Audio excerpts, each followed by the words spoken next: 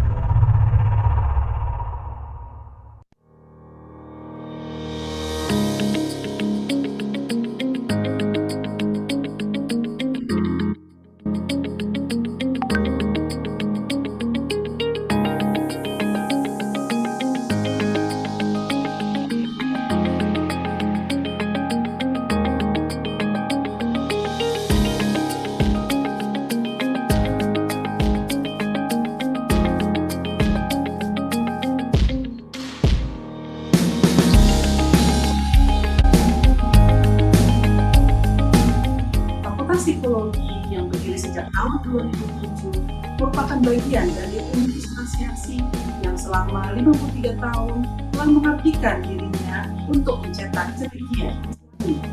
Kami berkomitmen untuk mewujudkan sarjana psikologi yang memiliki kepribadian Islami, tampil dalam menyelesaikan permasalahan perilaku berdasarkan pengetahuan, biologi, psikologi, sosial, dan spiritual, beserta tinjauannya dalam Islam, serta mampu mengamalkannya dalam diri, keluarga, komunitas, dan pada masyarakat umum.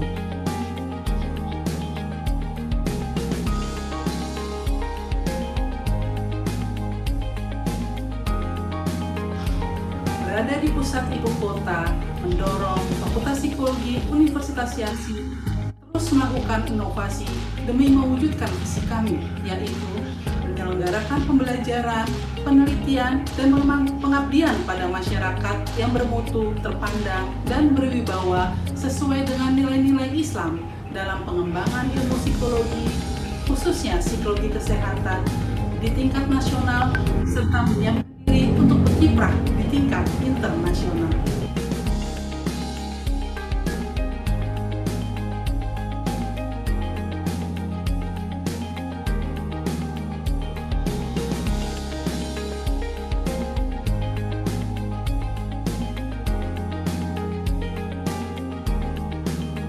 Didukung oleh tenaga pendidik dan para dosen yang bersertifikasi, kami mengembangkan kegiatan pembelajaran berbasis siswa dengan ilmu psikologi mutakhir dan mengasah kemampuan dan keterampilan yang dibutuhkan di abad 21, yaitu mampu berpikir kreatif dan kritis, mampu berkolaborasi, serta cakap berkomunikasi.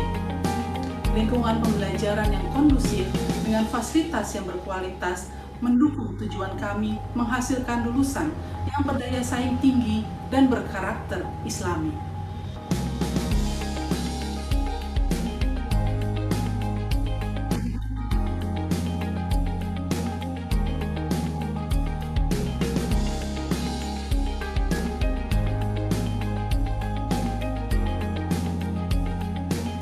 Untuk melatih keterampilan intra dan interpersonal, kami mendorong para mahasiswa untuk aktif menyalurkan bakat dan minat kepemimpinan dan berkreasi melalui organisasi mahasiswa seperti Senat Mahasiswa, BPM atau BEM, dan juga di unit kegiatan mahasiswa di fakultas maupun di universitas seperti Sidewire, Lembaga Dakwah Kampus Kafi, Smaka, Martial Art, dan masih banyak lagi.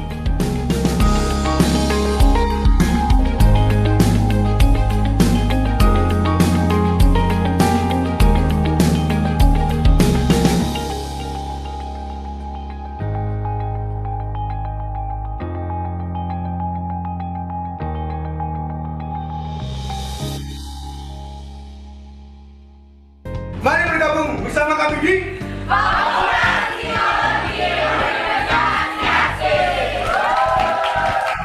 Mari bergabung bersama keluarga besar kami di Fakultas Psikologi Universitas Yarsi.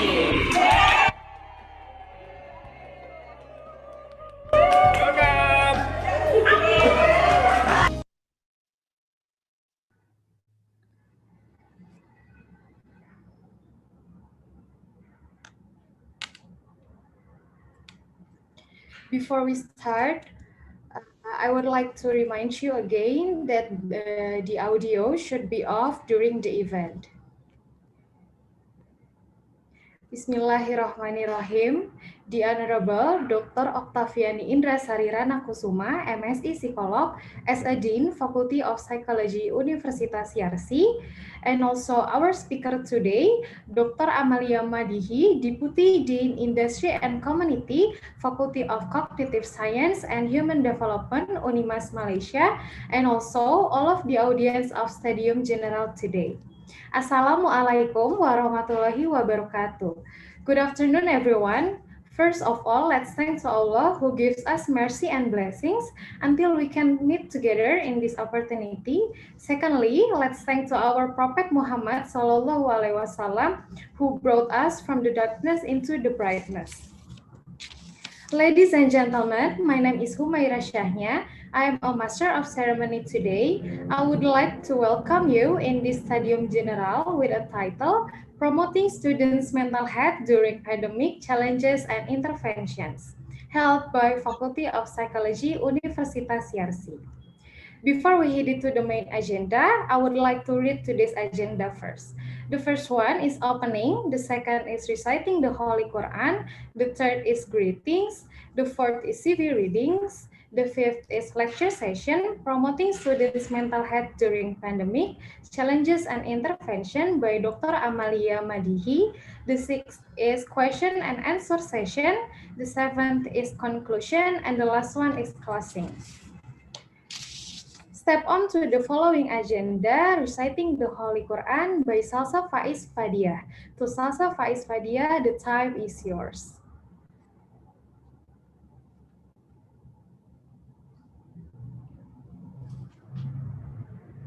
Assalamualaikum warahmatullahi wabarakatuh. A'udzu billahi minasy syaithanir rajim. Bismillahirrahmanirrahim. Wasyamsi wa duhaha wal qamari idza talaha wan nahari idza jallaha wal laili idza yaghshaha was samaa'i wa ma banaha والأرض وما طحاها ونفس وما سواها فألهمها فجورها وتقواها قد أفلح من زكاها وقد خاب من دساها Sadaqallahul azim. Aku berlindung kepada Allah dari godaan syaitan yang terkutuk. Dengan menyebut nama Allah yang Maha Pengasih lagi Maha Penyayang. Demi matahari dan sinarnya pada pagi hari. Demi bulan apabila mengiringinya. Demi siang apabila menampakkannya. Demi malam apabila menutupinya gelap gulita. Demi langit serta pembinaannya yang menakjubkan. Demi bumi serta penghamparannya. Demi jiwa serta penyempurnaan ciptaannya. Maka dia mengilhamkan kepada jalan kejahatan dan ketakwaannya. Sungguh beruntung orang yang menyucikannya jiwa itu. Dan sungguh rugi orang yang mengotorinya. Maha benar Allah dengan segala firman-Nya. Terima kasih. Assalamualaikum warahmatullahi wabarakatuh.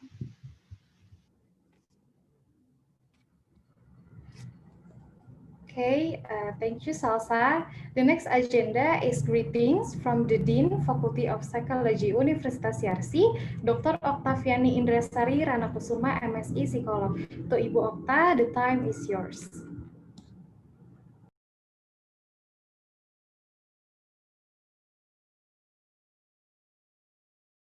Di situ ini ada apa aja kan nih Langit. Mbak Okta, maaf to Ibu Okta. Ibu Okta, sorry. Yeah. Turn on the audio, please. Okay. Ya, terima kasih. Yeah. Thank you, Huma and Salsa, who recite the Quran so beautiful. And Assalamualaikum warahmatullahi wabarakatuh. It is a true pleasure for me to welcome you all, particularly to welcome our distinguished guest, Dr. Amalia Mahdihi, as the speaker of our Studium General. Dr. Amalia is a Deputy Dean for Industry and Community Engagement at Faculty of Cognitive Sciences and Human Development, University Malaysia Sarawak, or UNIMAS. Having Dr. Amalia here today is also an initial MOU implementation between UNIMAS and Universitas Yarsi.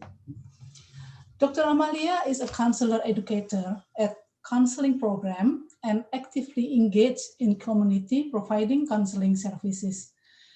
As we know, the pandemic has not been easy for anyone. Sejiwa, a free online counseling service provided by HIMSI, or Indonesian Psychology Association, received 17,000 calls in 1 month only, between April to May 200 this year. Most of them reported stress, anxiety, and depression, either caused by sickness due to the virus or caused by secondary effect of the pandemic, such as financial and family problems. College students have been heavily affected by the pandemic.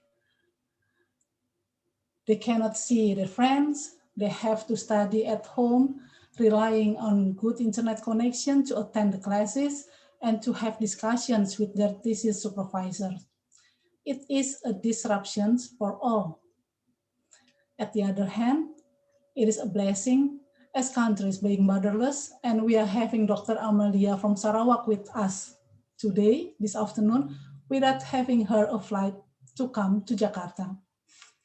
I've been following Dr. Amalia Facebook account, and I am amazed with what she's been doing to improve public, including students' mental health. As Indonesian and Malaysian adalah satu rumpun bangsa, it would be nice if we exchange experiences and knowledge so we can do the best to optimize students' mental health. As on these young people's shoulders, we put hopes and desires in building a better and more resilient society and a better world to live in. Once again, thank you for your time, Dr. Amalia, and thank you, Bu Chandra, as moderator, and also my appreciation for colleagues, students, and students in the committee to make the Studium General happens this afternoon. Wassalamualaikum warahmatullahi wabarakatuh. Thank you, Ibu Okta. Ladies and gentlemen, the next agenda will be guided by our moderator. But before that, let me introduce our moderator today, Ibu Chandra Dewi Kusristanti, MPSI, Psikolog.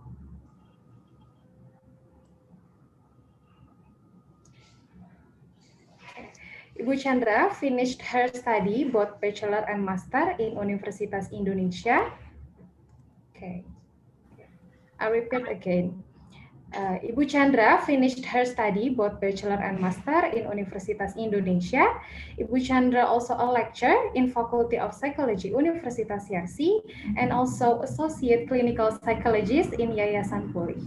Ibu Chandra has interest on research, especially in the field of mental health on young adults. Ladies and gentlemen, let's move to the next agenda, which our main sessions. To Ibu Chandra, the time is yours.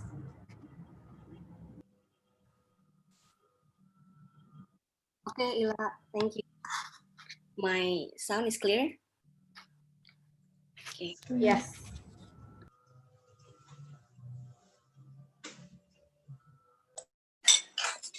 Yeah. So, 1 minute. Kenapa sih, Bang? Organik. Yang kesini enggak. Sorry, a bit of Masih dalam ini.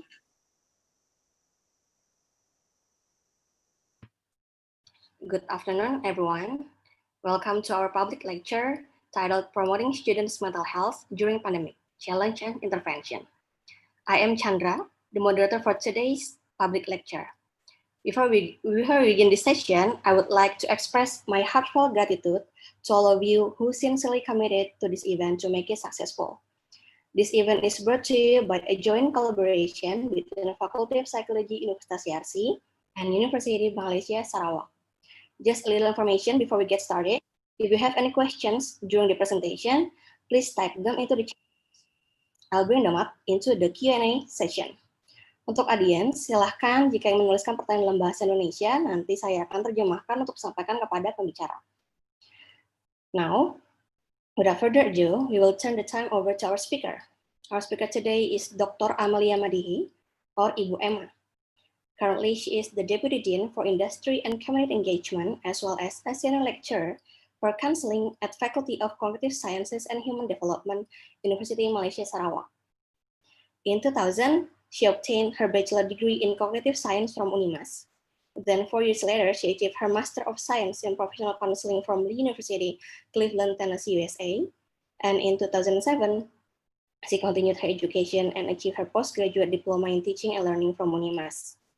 Then in 2015, she obtained her doctoral degree in guidance and counseling from University Putra Malaysia. Not only she has published so many articles in national and international journals, mainly for her works in counseling, she is also a reviewer for several journals, such as International Journal for the Advancement of Counseling. Dr. Amalia Madihi is also a recipient of multiple awards.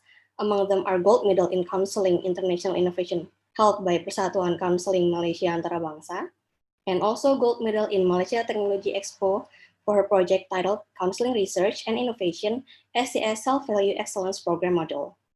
From her knowledge and experience, I'm sure we will learn a lot from her expertise in counseling, and it's very beneficial for us.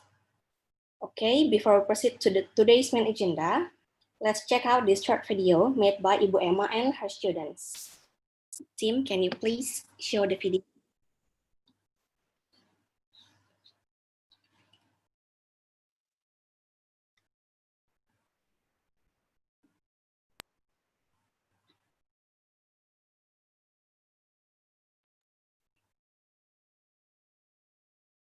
Everyone, so we are from Unimas, 4th year students of counseling program, and we are going to show you something. So this is our classmates. Hello. Hi. What's up? Hi. Alright, so we to tell you guys that you have been dealing for such a long time because of COVID-19, and you must be going through a lot. So we just want to show some positive notes so that you guys can become more productive and knows that everyone cares about you. So this is our positive notes. So everyone shows. You can read that we all care about you and keep on going. You have been doing great. So I hope our positive notes can help you guys to become more better and understand that there's a lot of people who care about you. That's all. Thank you. Bye-bye. Okay, what an interesting video. It's a TikTok video, I believe. Maybe later on, Dr. Amalia Madihi will tell us a bit about the video. Hello, Ibu. Welcome. Now, let's proceed to the main event for today, Dr. Amalia Madihi's lecture. Ladies and gentlemen, please welcome Dr. Amalia Madihi. Okay. Thank you very much, Ibu Chandra. Hi, Dr. Okta. Hi, everyone. So I just proceed, is it? I just proceed? Yes, Ibu. Yes. Okay. All right. Okay. Let me. Okay. Okay, Bismillahirrahmanirrahim. Assalamualaikum warahmatullahi wabarakatuh, and a very good afternoon. So Malaysia time at present is at 2:30, and I believe over there is about 1:30. Yeah. So thank you very much to Dr. Otta and also psychology program from Yarsi University for inviting us. Especially me, it's an honor actually to be part of this sharing. Really appreciate the initiative from both, yeah, from Yarsi University. For your information, this is part of our memorandum of understanding activity.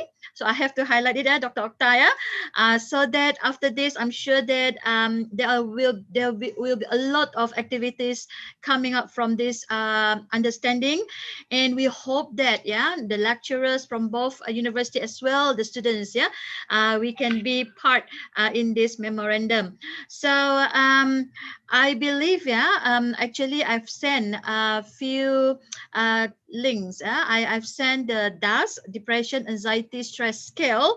I know. I believe that DAS 21 is very popular.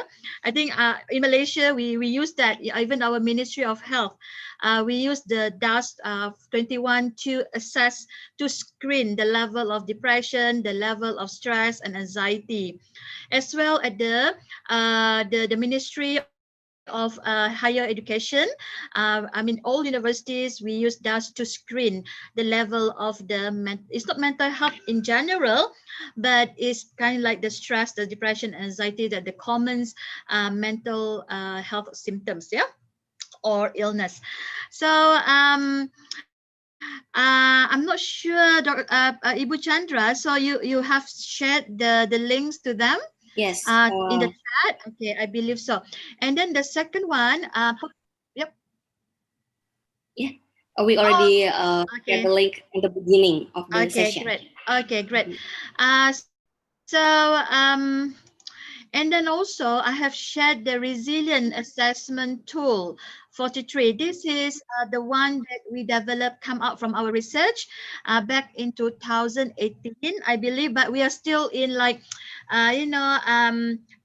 testing the assessment. But I think it's no harm to share with the audience, the participants today, the lecturers, the students, to get to know what is resilient, because I always believe, we are survive. We are here today. We are able to smile even though we are in pandemic, we are in crisis, because we have this resilience. So to promote resilience, boost up resilience in bahasa Melayu is daya tahan. Okay, I believe in Indonesia so it's a daya tahan, I daya believe lenting. that is, Kalau di Indonesia, in Indonesian it's daya lenting. Daya lenting. Oh yes, because you lenting kan. Yeah. Which is correct. Yes. Okay. So at least we know what we are talking about today. I know the topic given to me is promoting mental health, students' mental health, and the intervention and the challenges. Okay. Just wondering. Try to share my screen, but am I able to share my screen, Dr. Ibu Chandra? Okay. Can you let me share my screen, please? Okay, I will let the team knows. Will you please? Okay, while we're waiting for the technical to be solved, I guess it is. My background is in counseling. So basically, when I do counseling, clinical counseling with the clients, with the community, there's another portfolio of mine. Industrial community engagement. We engage with the community. We provide psycho-emotional support, psychosocial support, especially in this situation. So I guess something for us, I would like, definitely for me, I prefer interactive interactions from you, and of course, if you have questions, I don't mind if you chat, you type in the chat room. But for the YouTube, if there is questions or feedback, I think Ibu Chandra will go through and then maybe later on can answer it. I try to use myself for the presentation for 30 minutes. And then the next 30 minutes will be the Q&A. Ibu Chandra, I hear echo. You hear echo? Okay. Okay. Is it okay now? Okay, let me try to speak. I still cannot share my screen. I can still my echo as well. Okay. Um,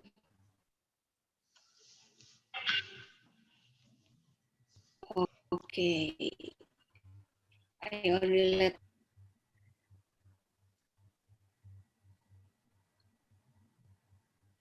Okay, anyway, while we're waiting for the slides and the echo gone. Okay, I believe we have prepared three polls, three questions, yeah? Poll questions. I think I hear from the YouTube, yeah?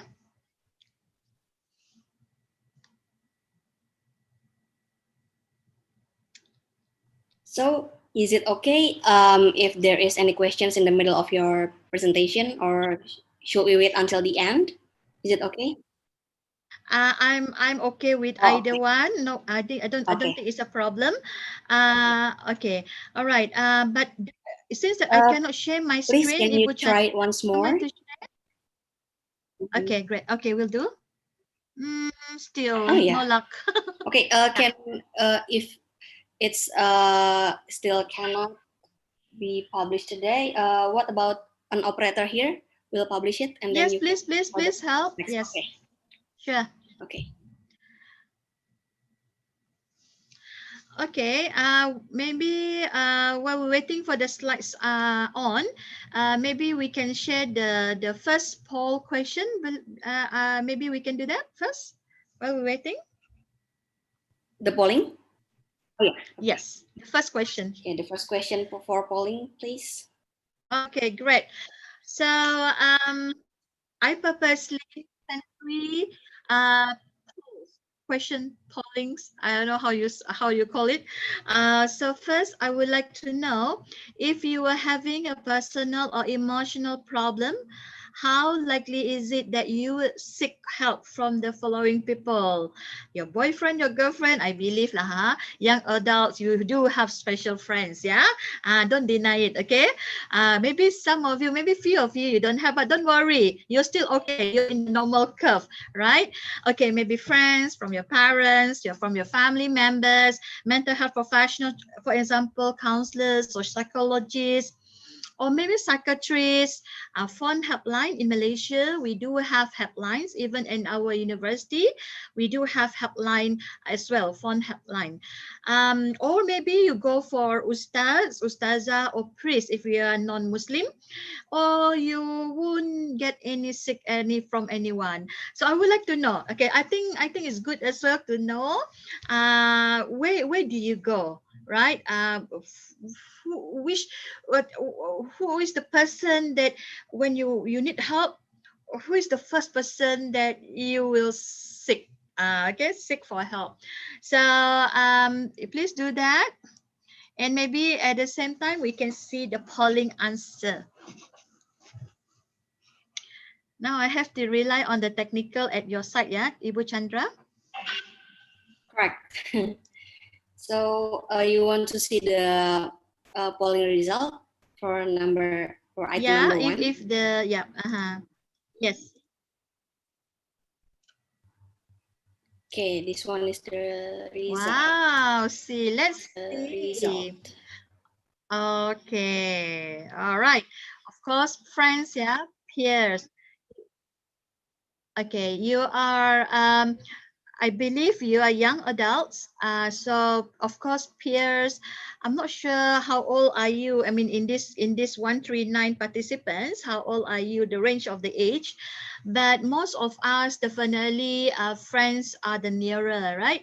The nearer person to us, and then okay, those who are boyfriend, girlfriend goes number two, parents, a relative or family members. Okay, that's not too bad. I mean, I think it's similar, right? In any way, because when we are at university, friends, lecturers, the staff, we are the family, right? We're in our studying journey. Thank you very much, Ibu Chandra. So can we have the slide on now? Okay, Please? we'll try. Yeah, let's try. Using my laptop now. Okay, great. Okay. But I can still hear my echo, yeah? Maybe from the YouTube.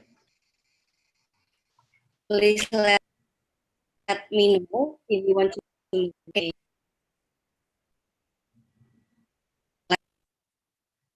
Maybe.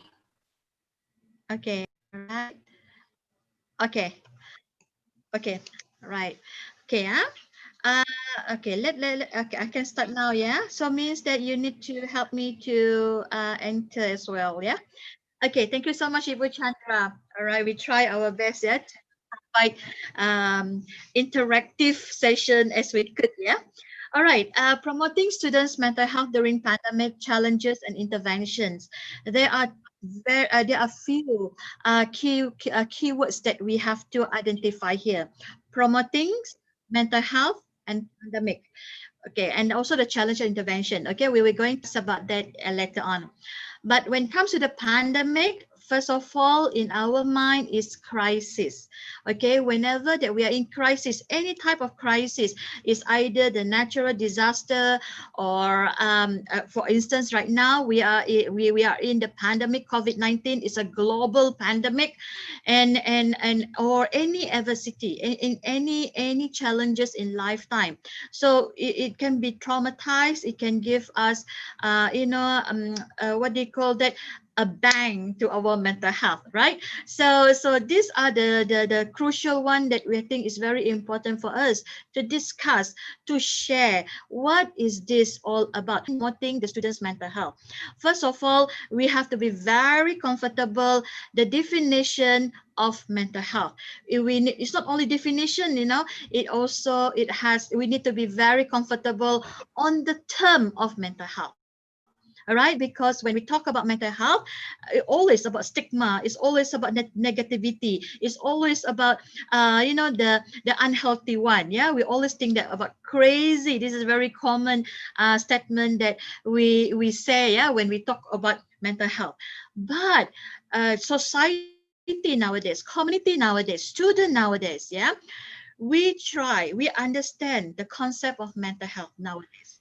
It is very important. We believe that, and then this is something that we know. Okay, we treat our physical as this very important element. We also need to treat, take care of our mental health. Mental consists of our mind, the way of thinking, the brain itself. Yeah, we need to take care of our brain. We need to understand the brain. Okay, and also it's about our emotion. When we talk about mental health, it's about how we think, how we can control our mind, and then how to control ourselves. And the most important thing is to stabilize our emotion. Okay, and promoting students' mental health. So promote, I think this is one way as well. Yeah, the webinar today, the public lecture today is one part of the intervention by university to promote students' mental health. And then it's not only to students, actually, it's also to the staff. Because when we talk about higher institution, we are talking about university, we are talking about students, we are talking about the community in the university, include the staff, includes the whoever the stakeholder in the university, and also the community or society around us. Okay, all right, next please. Yeah. Oh, okay, all right. So what is mental health? I really like this cartoon. Okay, I'm from Faculty of Cognitive Sciences and Human Development, and my first degree is in cognitive science. Something that to me, this cognitive science knowledge is kind of like a very valuable knowledge to me when I have counseling session with my client. Once we understand, yeah, the brain structure, the brain function, the neurotransmitter, how hormones in the brain, we call it lah, affects this and that, and then therefore our feelings will come. feel as that as well, and we behave. Okay, the behavior will show. So mental health is a state of emotional and psychological well-being. So this is the keyword, yeah, emotional and psychological well-being, in which individual is able to use his cognitive and emotional capabilities, functions in society, and meet the ordinary demand of everyday life. So means that when we understand the definition of this mental health, is about our emotion, is about our psychological aspect, right? These are the number two. And then when we are able to use our cognitive, the cognitive means that the perception, the attention, the decision making, the problem solving skills, the analytical thinking, critical thinking, you name it, everything, the memory, the language acquisition, yeah. So these are the cognitive element. Okay, so and even though we are under stress, for instance, but we are still able to be functioning. When we are still functioning, means that we are still all right. Okay lah, can go on. Okay, you can go to school, you can go to your class, online class, you can mingle with people, you can talk even though you feel sad, but you are able to rationalize yourself, or you are not like in a different world yet. So these are this is what you mean by functioning, yeah, in the society. Society is not only the masyarakat, it's about it's about our family, our friends, circle of friends, our neighbors, so this include in our system, social system. Okay, and of course we have our daily life routine. So if you didn't forget to eat, to drink, this is the basic one. To breathe, sometimes we forget, to breathe when we are in panicking, right? So if once you are still, one word that I always use is mindful. Whenever that we are still mindful in whatever we feel, mindful in whatever we're thinking, mindful in whatever we're behaving, inshallah, we are still okay. All right, next slide, please. Okay, so now we understand mental health is what I always like to use this 2R. We need when I say about mindful, definitely we need to recognize what are the thing, something that we aware of. Mindful is about what we are aware of. We are in that moment, and then recognizing is part of the cognitive element. We of course we have the conceptions, or concepts in life, but when we are in the stress, what do you call it, stress stage, we need to understand, we need to learn how to reconceptualize. And number two is review. It's very important. The 2Rs are very important here. Reconceptualize how we think, how we talk about mental health, how comfortable we are about mental health, and also we are able to differentiate mental health and mental illness. Mental illness is penyakit mental, right? So we need to know what does it mean by mental disorder. Disorder pula kecelaruan mental. Sangat different, very different. Kecelaruan maksudnya apa di sana? Masih sama kan rasanya Ibu Chandra, ya? Pak Ibu? Disorder, kecelaruan. I think. Oh, gangguan. Gangguan, yes, gangguan. So when we understand the terms, right, and then we are comfortable talking about it, and we start to accept. And then we start to learn. Learn pula jangan go to Mr. Google or Dr. Google. We need to see the professionals, or you read and then you have intellectual discussion with your friends, with your lecturer or academia, talk about this. And then the second one, as I mentioned just now, we review in our own mental health rights. What are our rights and our responsible? I believe that most of you are psychology students, and maybe some of you are counseling students, or maybe you are the peer helper. Okay, or maybe you are the professional who work with the NGO, for instance. You have this capability, you have this passion, right? And important thing that we need to understand, we need to know our rights, the ethics and the responsibilities. Okay, another thing, the image that I like to share here. Okay, just now in the definition, once we are functioning, we are still in the normal state, right? We're still healthy mentally. Okay, we can still feel, we still feel, we are mindful still about our emotion and feelings. So however, when it comes to the spectrum, where are we? Huh? I always ask this question, who am I? Who am I relates to the self concept kendiri. Okay, who am I question?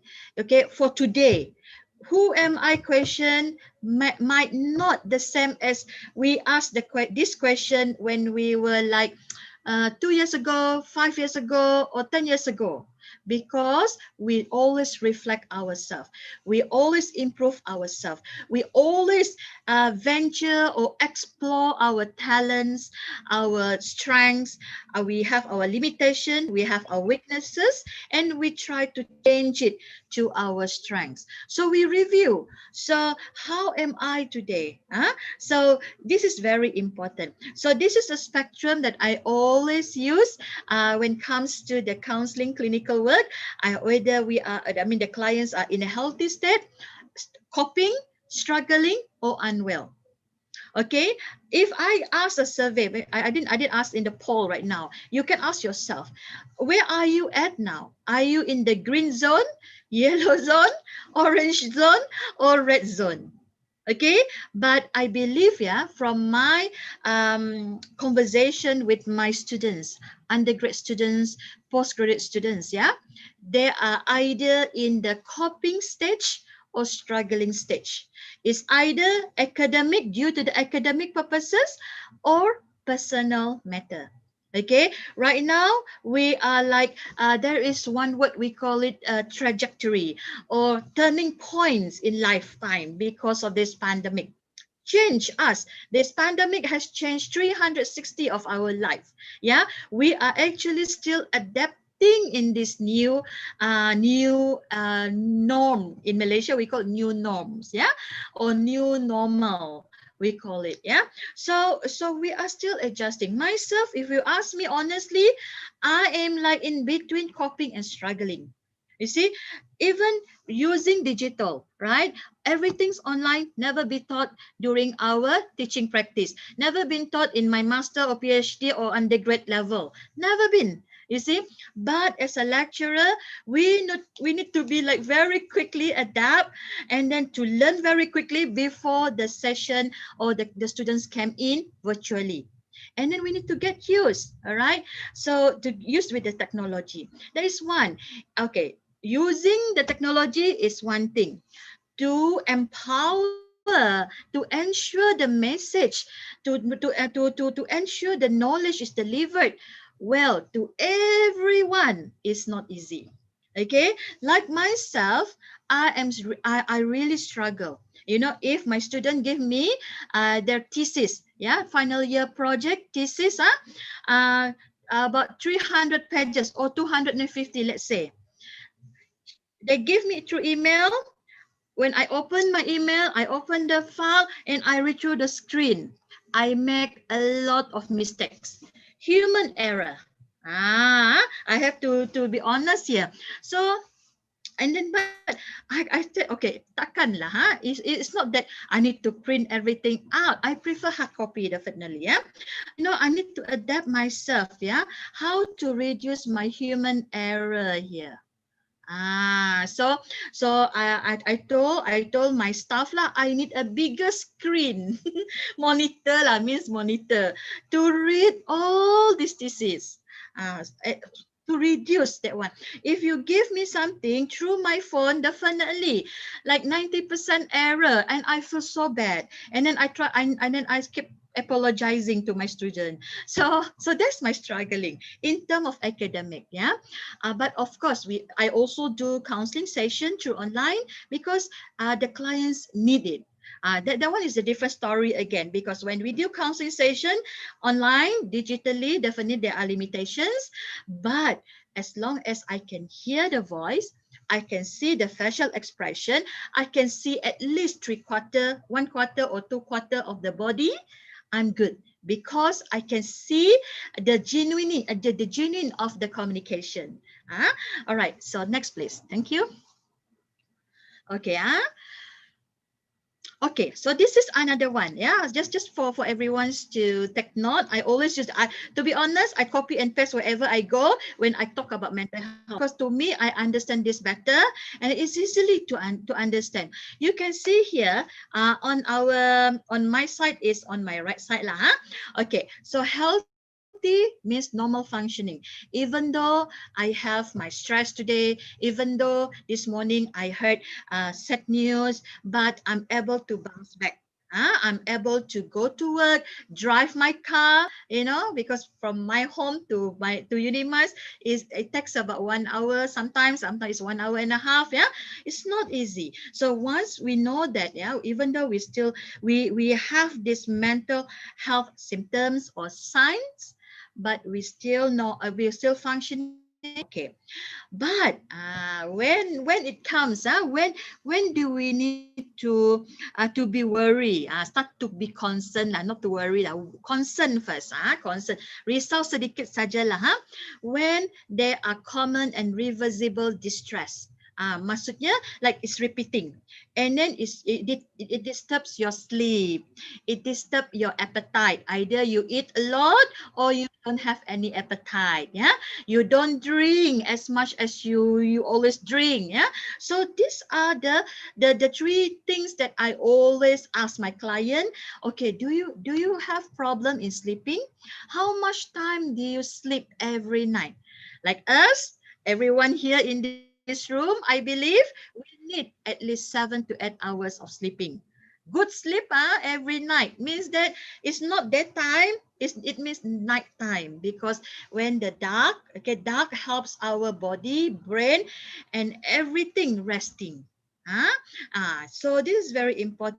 It's not that if you sleep daytime from 7 a.m. until 4 a.m. 4 p.m. No, it's not that. It's better nighttime. So you have to ask yourself, okay, how's your sleeping pattern?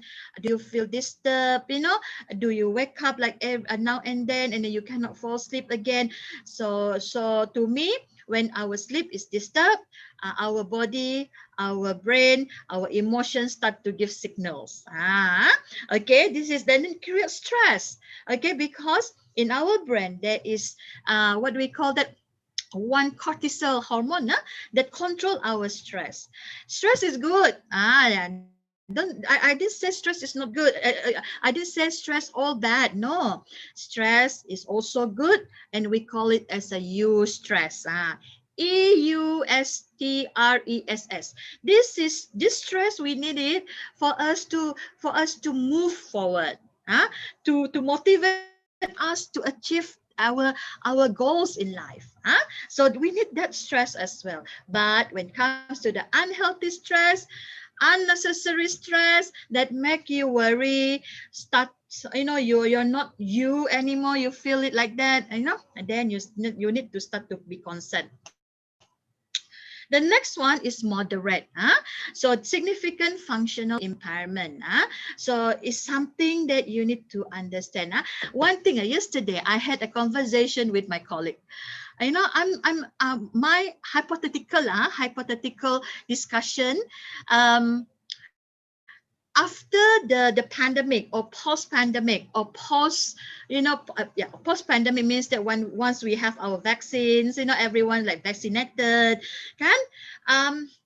right now we are triggering our OCD behavior. We keep wash our hands. right whenever we touch anything on the surface, we wash our hand. Either we wash with water or sanitize. That is when we keep doing it, right? That is the OCD's behavior, right? Or what do you call that? Obsessive compulsive behavior, right? So, and then how to control that? Remember, we have self-control. When we are mindful, we empower our self-control, and we understand when to do it, when not to do it, then you're okay. Meaning to say the cell is there. I mean, the kind of, for instance, another some example situation, or every one of us, we have cancerous cell. Okay, is how we live, the lifestyles that we choose, yeah, the food that we consume, the water that we consume, that trigger, spark the cell to activate. Similar to the mental illness, mental disorder, personality disorder, and so on and so forth. Okay, so moderate when it comes to the significant functional impairment. Okay, ada rosak sedikit lah. Rosak doesn't mean that rosak dia one lah, maksudnya malfunction a bit. We are not normal as we are. And then severe. When it comes to the severe, so this is the call lah. The clients cannot sleep, you cannot sleep. Definitely you need to like me, as a counselor myself, if my clients cannot sleep for 7 days or more, or 3 days or more, I will ask the client, do you want me to refer you to the psychiatrist in order for you to get medication? Because if the brain is not rested, the body is not rested, definitely we cannot be functioning. So guys over there, the students especially, the students on campus, although you're not on campus, but you're at home, I know that you have more freedom, you have your own room, you have your PC, everything, right? What time you want to sleep, you sleep, you play game, what kind of thing. But please take care of yourself. Come back later lah, I'll show later. So when it comes to severe, normally I refer to the psychiatrist, so to get the medication, and then plus with the psychotherapy. So it depends. Okay, thank you. Ibu Chandra, please. So okay, I like to what they call that, to introduce. I think you've seen this, yeah, this one in Unimas in Malaysia. When we're talking about mental health and whatever we do at the faculty, like myself I mean in Malaysia we have this. We need to do whatever we do is either community engagement, society activity, students activity, even in our course outline, in our in our courses, we need to relate it to the SDG, Sustainable Development Goals.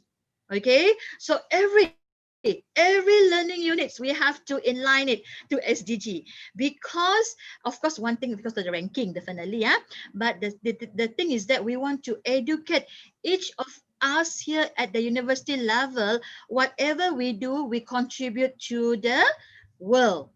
We cannot solve the world by ourselves, but if we together, for instance, like me, I always go for the SDG 3, good health and well-being, and SDG 17, partnerships for the goals, because we need partners. We cannot work alone as well. So that's why Dr. Ota, I foresee our collaborations, going to be very healthy and growing, inshallah.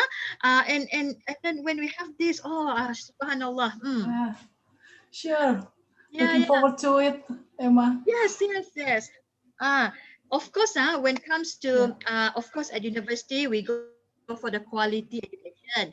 But again, in terms of what actually you want. So you as a student, you need to know at this time, at the university level, you need to place yourself somewhere. You need to be bold, berani, untuk to adventure in life. So this is the right time. Don't be so reserved. If you're reserved, don't worry. It's not too late to change it lah. Okay. Next is Ibu Chandra. Okay. So anxiety about COVID-19.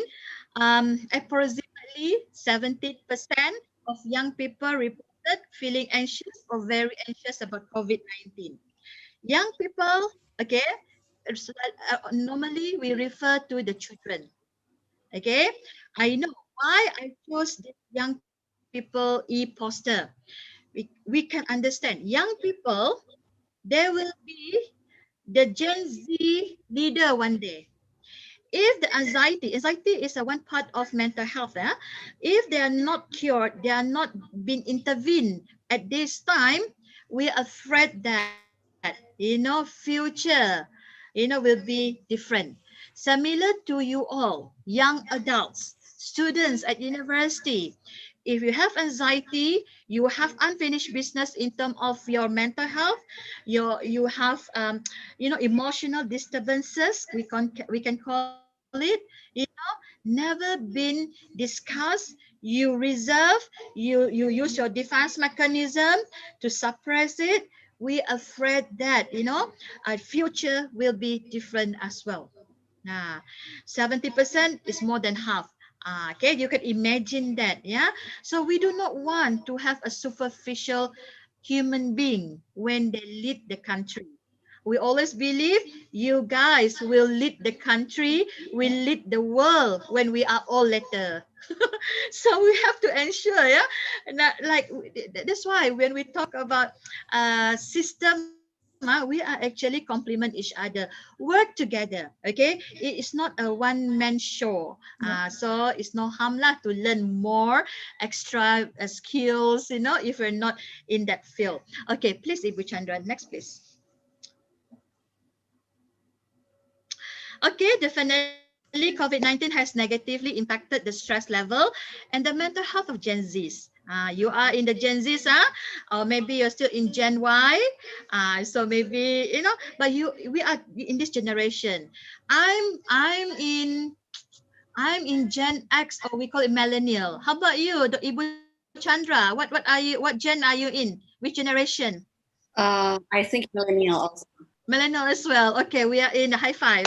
How about you, Dr. Otta? I think I'm baby boomers, no. Oh, no, I'm no, Gen no. X. I'm Gen X, Generation X, yeah. Okay, why I'm asking this question? Because we are facing with different generation. When it comes to different generation, they have different way of thinking. They have the way of perception. They have the way of seeing things personality wise, the attitude. So how do we want to bridge this generation so that we communicate? I always believe communication is the key to good relationship. So this 73% Gen Z in Asia Pacific, Malaysia, Indonesia, Thailand, Singapore, Brunei, our neighbors, experience increased stress level. Okay, maybe last time the stress level is about 50, but due to the new change, new norms, maybe some of the parents, they don't have job, so of course it will impact the students. You said they worry on behalf of the parents because they are in the family system. So we never know about that. And then university, definitely we try to support in any way. And okay, 57% experience wasn't mental health. This one I got all this poster from UNESCO. Okay, all right. Next one, please. Okay, so ini dah buat dah. Okay, next one. Okay, let's do the poll again. The poll again. Can we Okay, so do the we poll open again, poll again. Ibu Chandra? Thank you. Yeah. Open the poll again. Yeah. Okay, let's do this one first. Have you experienced suicidal thoughts? Yes or no? Kita nak tengok juga ni. Okay, can you respond it now, please? Okay, can we have the answer now, Ibu Chandra? Yes, it will be shared. Yeah.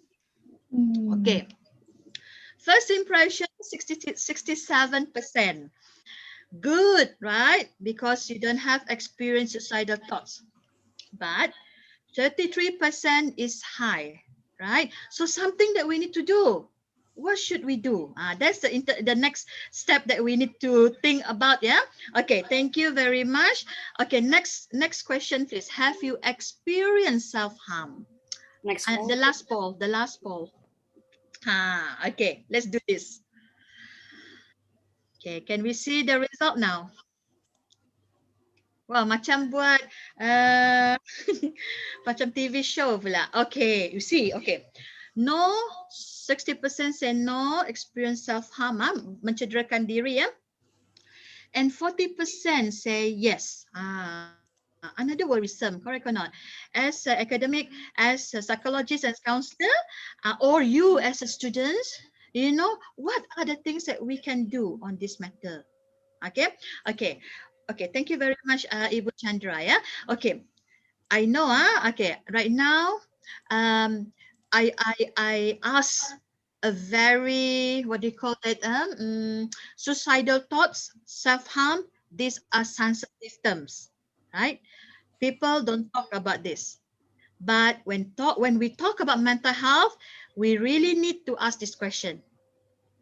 We need to dare to ask question. Okay, I still remember. Let me disclose one story lah. Um, I love working with children. That is my passion, yeah, in counseling. So I chose orphanage, rumah anak yatim. For my PhD thesis as well, I did for orphans development. So I asked but I'm very not, I wasn't comfortable to say out loud orphans, anak yatim. I feel that it's kind of a labeling to them. But one thing, when I talked to my supervisor, second supervisor, and she told me, she said, Emma, if you're not comfortable with the terms, how are you going to help them? See, then that thing really clicked me, and then I said, oh, that is correct as well. So I get used with the term. So similar thing, when we talk about mental health, it is okay to ask this question. We are surprised. Just now I was surprised. Okay, but I'm not surprised. It is similar to when I did with my Malaysian community. Is similar. Okay, similar result. So means that what's next? What are the intervention that we need to do? What are the outreach program that we need to do to speak about this? Because these people, they don't have channel to speak about this. Okay, when we ask, they feel that wow, okay, no judgment, no labeling, right? They can feel it. That then means that we are in the right position, okay, to help them. Okay, next please. Okay, right. I always say resilience. I love doing resilience studies. I love doing resilient interventions. Adversity, the pandemic. We, as a human being, right now, we are trying to shield ourselves, to protect ourselves from this virus, from this illness, because it will give like a bad, what do you call that, bad thing to us lah, mentally, emotionally as well. Okay, next please. Okay. Right. Okay, allow me, I wrote this poem. I hope it works, I hope it works, Okay. Maybe you can reflect it later, or something. Okay, let me do this. COVID-19 is something. I have this one, Okay. We never heard about it before this, but COVID-19 can simply change our life, our social, our behavior, our emotion, our way of thinking. We are fighting the invisible. We are struggling inside out. We hear infections and losses day by day. We fear, we anxious.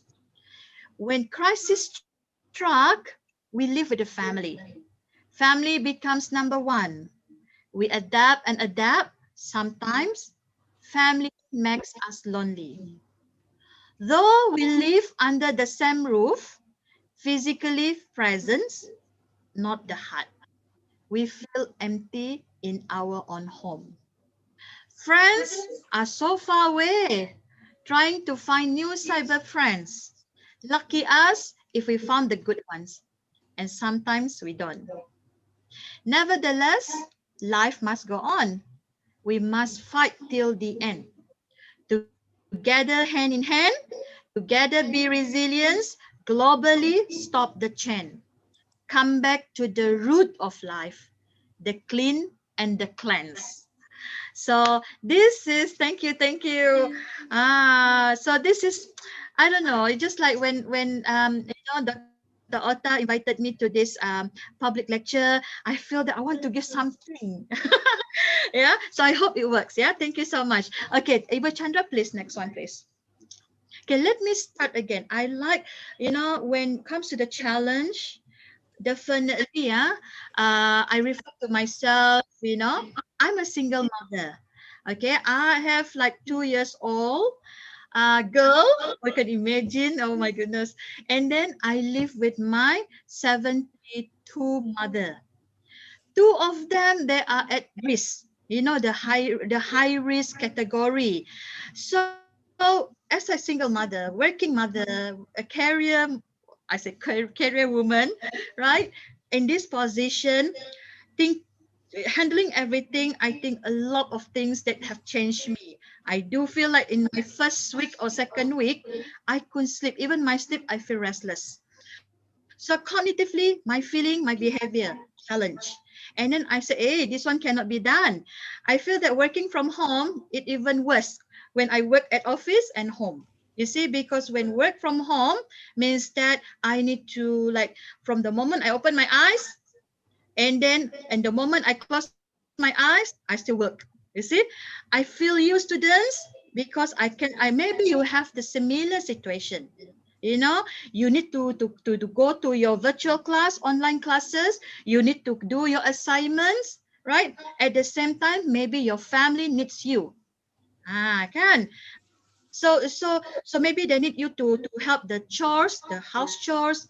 Maybe they need you to help their maybe business, maybe to get some money, to earn some money. We never know, right? So you're not alone, put in that way. Okay, so but as long as we aware, we mindful about what is going on, what are the changes, reflect yourself, what are the changes happen in you at this time. If you cannot solve it, you cannot like reconcile, you cannot like talk about it, like sometimes we can re-strategize, but until our brain cannot cope, please seek for help. At least talk to your advisor if you have one, talk to your mentor. Okay, all right, next one please. So okay, I like just this is very academic a bit lah. We cannot run away. So resilience, in other words, is bouncing back. We bounce back. Okay, we keep bouncing back right now. When we have this bouncing back, right? Okay, next one please. We use a lot of energy. We bounce back not only physically but mentally, emotionally, and behavior. That's why we feel tired.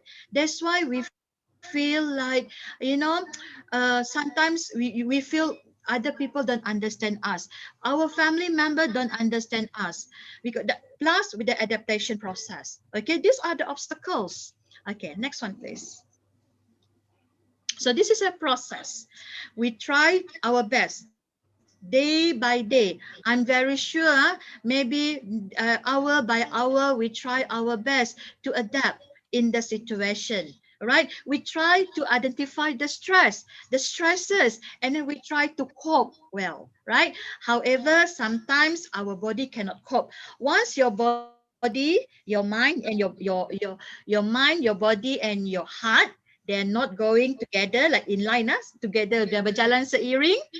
That is the moment that you need to stop and rest.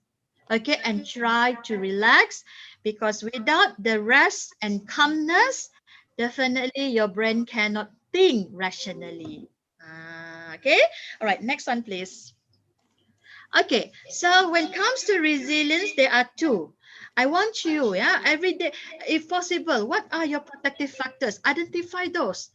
Protective factors is the positive factors that make you move, that give you support.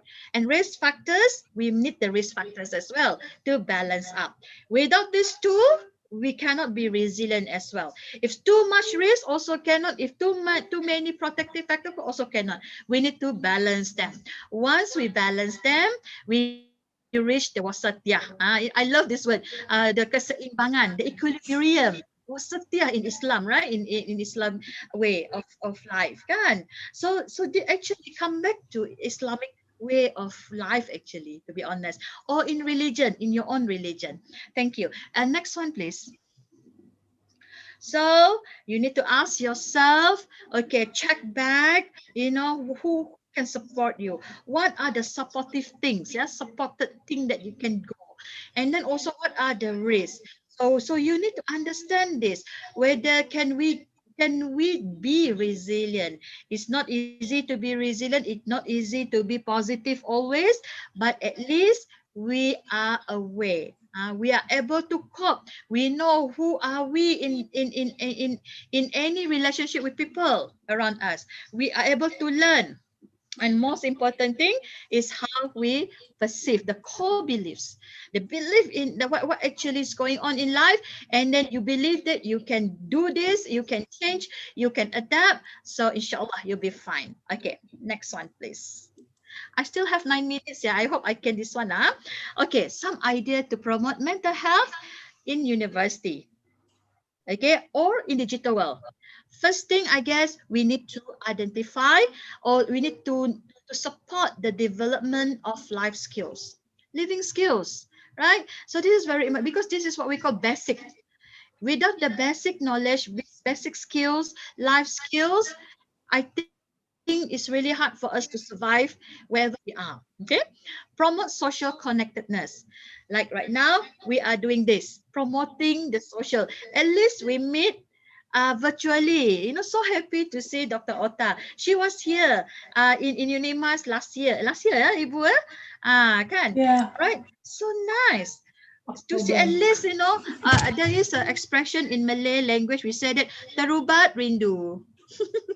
Kan, sama terubat rindu ni. We keep messaging, but meeting in virtual pun dah cukup for the time being. We know, because right now we are fighting with the health. We're fighting about the safety, kan. Okay, the third one, we need to identify students or your friends at risk. Please don't be quiet. If you know your friends are in trouble, please talk to us. Put in that way. And then also increase help-seeking behavior. Don't be shy. We are professional. We keep the confidentiality. Inshallah, you're in a good hands. You need also need the support, emotional support, psycho emotional support. Yeah. All right. Next one, please. Okay. Just a glance lah, how to build resilience in us as a peer. Maybe you are peer helper, you are somebody, students, leader, or you yourself as individual. We need to educate ourselves and others about resilience. Okay, in order for us to maintain the optimum of the mental health. Okay, we understand the mental health is this, and how to maintain it, how to enhance our mental health. So build, strengthen, and promote supportive relationship. We need good supportive relationships. But I know some, maybe I don't, maybe you have some experience in toxic relationships, or you are in toxic relationship. Okay, and every one of us, we have choices in life, the choice in our hand. If you think that you are in toxic relationship, you have the right to withdraw from that relationship. But you have to remember, I always remind, I know I bias, I'm a Muslim. I always remind myself, never ever cut the relationship. Abang putuskan silaturahim. That is not me. I try my best not to, but withdraw, distance myself from that toxic people, because these toxic people give me negative vibes, unhealthy aura. So I have the choice to withdraw. Okay, so we want the supportive one, because when we are in this toxic, we cannot move anyway. Focus on autonomy and responsibility. Focus on managing emotion. Create opportunities for personal challenge. Okay, let's focus on the managing emotion. Managing emotion is about self-regulating. every day we regulate our emotions. Yeah. So we have like, I don't know how many emotions occur in a day, right? But we have this emotion and regulate it, right? From time to time. Then regulation or managing the emotion needs energy. Okay, without good sleep, nutritious food, you don't have enough oxygen in your brain, not enough good sugar in your brain, it's hard for us to manage emotion. Okay, all right. And of course, you need to congratulate yourself today because you are actually creating opportunities for personal challenge. You listen to this webinar, you get some input, maybe new knowledge, maybe, and then it's time for you to share the knowledge or the skills with other people. Or the best thing is that you practice yourself first. Okay. All right. Next one, please. Okay, so one of the way lah, there's so many way how to outreach program. Outreach, what do you call that? Community program or students program. Right now, since that we are in the new norms, digital intervention, that is the best way. But definitely we understand as well. You know, when it comes to digital, we need a lot of data. Students, of course, the students, they struggle on that data, internet data, right? So because of the money, the cost, everything. But I'm sure there are so many ways to do that. So maybe I can show you one. I always encourage, okay, maybe next slide, please. This is one of the e-poster that my supervisee that I encourage her to join because her final year project thesis is about suicide. Yeah. So she won third third third prize, if I'm not mistaken. So I think it's good to share this kind of e-poster. Self-harm, you know, sometimes we did I still remember last year we started celebrating self-harm awareness world day, which is fall every 1st of March. So we had this, after we had this seminar, surprisingly there was students, and then they said that, you know what, I would like to share my suffer. I didn't expect that, you know. I thought that I was the only one in this world having this thought. You see, so when they know the channel is there at university, in the university especially, so they see that, okay, so it is a problem, they want to change, they want to improve themselves. Okay, next one, please. So I'm not sure whether I have time. Can Ibu Chandra? I know it's a 3:30. We have to finish it. Now it's 3:30 at my time. Your time is 2:30. So can I continue a bit? It's okay. Maybe 10 minutes more. It's okay. Okay, great. Okay, I like to share this counseling toolbox kit, but I didn't share you. Yeah. Okay, counseling toolbox kit is kind of like something. It's a digital, all right, and then a group of trainee counselor. We have trainee counselor here in Unimas, and then they compile all the services they provide. And then what are and then positive notes in this toolbox, you know, and whenever people click to that toolbox kit, yeah, digitally, they know who they want to talk to. Number one, there is a positive words, motivational words, you know, and then for them, and then they can see like through Facebook or kind of thing. I'm not sure. Maybe one day I can share this to Dr. Otta and see how it goes next time. Yeah. All right. Thank you. Next one, please. Next slide, please. Okay. Okay, next one, please. I like to focus on breathing because when we are in panicking, when we feel so anxious, worry, we always forget about our breathing. Because we breathe, automatically breathe, kan? Unconditional.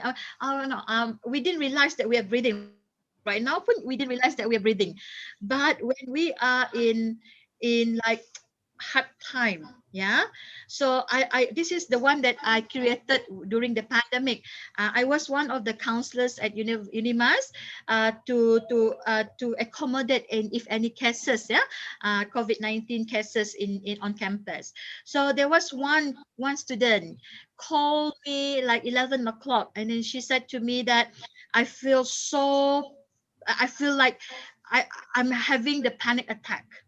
So I asked her, how do you rank yourself? You know, like 1 to 10, how severe it is. Dia cakap only 2, means that she can listen the instruction. So at that moment, I tried, okay, let's do this. Let's focus on your breathing first. So what I do is that maybe you also can practice this. When you inhale, tarik nafas 4 seconds. But what I want you to do, you mindful with the oxygen, the air that you inhale. And then you pause for 4 seconds, and then you exhale. Try to do that. Yeah, release for 10 times or more until you calm. Once you calm, the oxygens fill up, good oxygen fill up in your brain. So you might have like, you can control your anxiety or nervousness and panicking. Okay, try. This is one way lah, that you can focus on your breathing. There are so many techniques in breathing. This is part of the relaxation technique. Okay, thank you. Next one, please. Okay, so self-reflection to boost our resiliency, to optimize our mental health. Number one, I think I have to click. Yeah, I didn't realize that. Ada tak? Okay, all right. Basics. Just now, if you recall, I did mention support on the life skills. Life skills include the basics. Basics means that nutritious food, clean water, a shelter, clean clothes, yeah, and your school, your university, or kind of thing. These are the basics.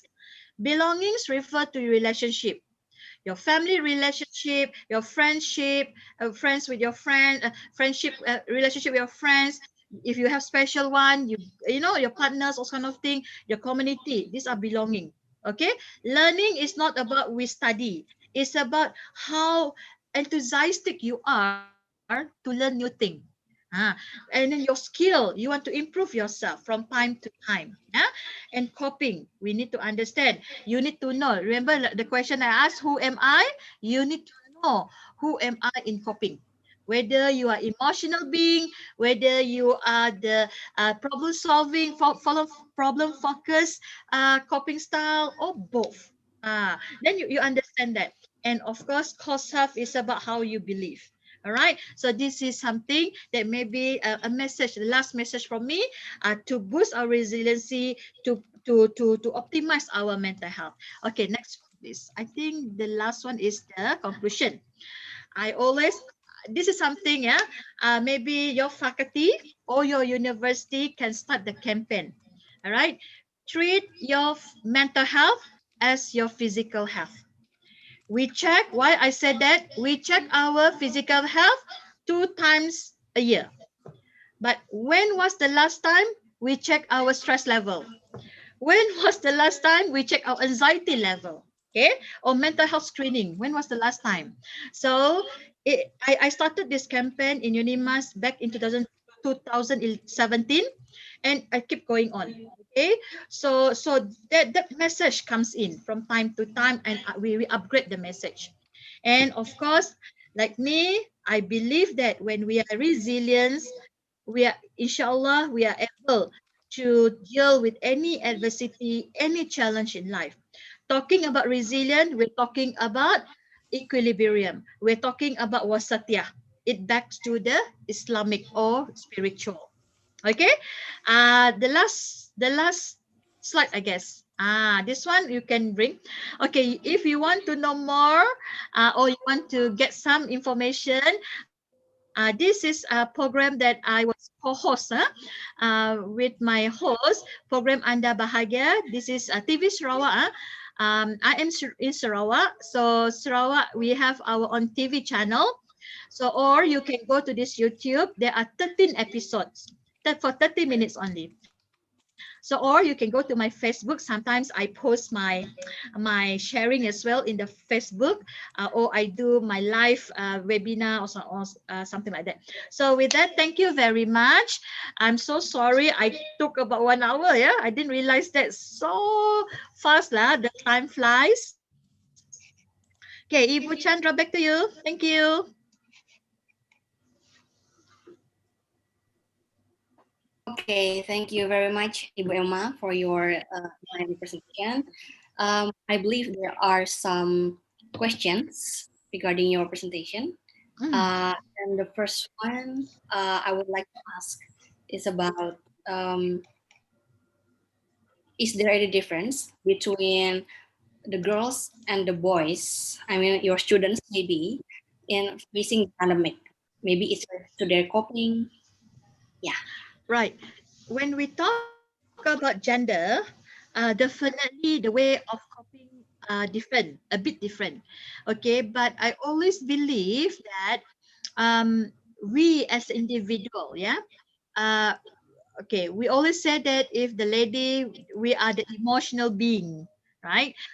For the guys, for the gentlemen, they are like rational being, right? That is very common, very surface kind of thing, or information. However, to me, the way of their expression in for their feeling, is a bit different. Some male student, they might they are the, maybe they can go to extreme, either go for the behavior, yeah, like the extreme behavior, such as, you know uh, I don't know in Indonesia, but I know, in Malaysia, there are youngsters, when they express the rebel, they will go for the riding motorcycles, the speed, right? And then, but the girls, normally we just like reserve, and then we just like that. Okay, very kind of thing, very different. So, but to me again, it depends on the individual, the personality. So, but it's best for us to what do you call that? To I mean, you need to know how to express the feeling, the negative feeling, healthily. For instance, if they feel anger, and how do they manage the anger, and how do they express the anger? So similar to us, I mean us mean female lah. I'm female, you are female as well. I saw that a lot of female in this group, yeah. So we have our own way. Sometimes also we can go for aggressive behavior. So it depends in the situation. All right. Okay, thank you so much for your answer. We have questions in the chat. Yeah. I will read it one by one.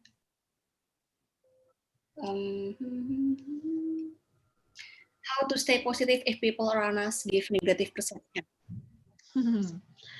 Wow, you know what? You're not alone, yeah. As I mentioned earlier, we have the choice whether we want to be in that situation or not. Number one. Number two, sometimes we don't have any choice. We need to be in that situation. One thing, you have to reflect to yourself first. Ask yourself, are you giving the similar negative perception? Right? So normally that when we receive this kind of aura, it seems that the people around us may receive the similar. So we need to change ourselves. So if the what we call that is not from you, means that you need to show extra effort, the positive perception. It's not easy, I understand that. Okay, then we move on to the next question.